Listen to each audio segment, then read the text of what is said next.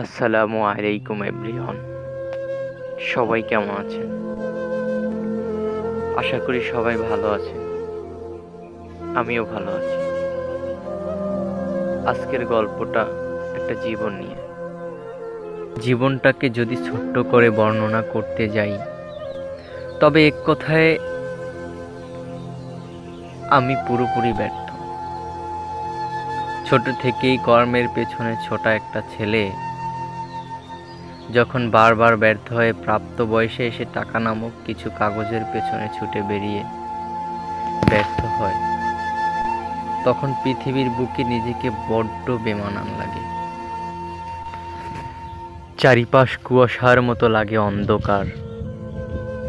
সমাজের মানুষগুলো তখন কত শত কটূক্তি করে। তারপর পরিবার মানুষগুলো কিছুদিন সান্ত্বনা দেবে, বোঝাবে, কিন্তু একটা সময় তারা আপনার দিকে ফিরেও তাকাবে না।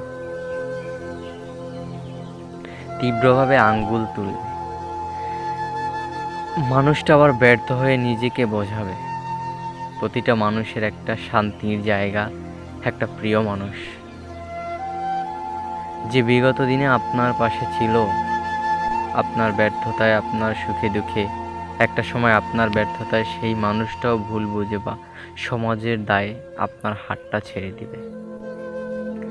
সেই পরিস্থিতিতে দাঁড়িয়ে কিছু মানুষ হতাশা আর একরাশ অভিযোগ নিয়ে এই পৃথিবীর মায়া ত্যাগ করে চলে যাবে। ছেড়ে যাওয়া মানুষগুলো আপনার জীবন থেকে চলে যাওয়াটা তাদের ব্যর্থতা নয়, সেটা আপনার ব্যর্থতা, ভাগ্যের ব্যর্থতা। এই সমাজে বেকার ছেলেদের কোনো মূল্য থাকতে নেই।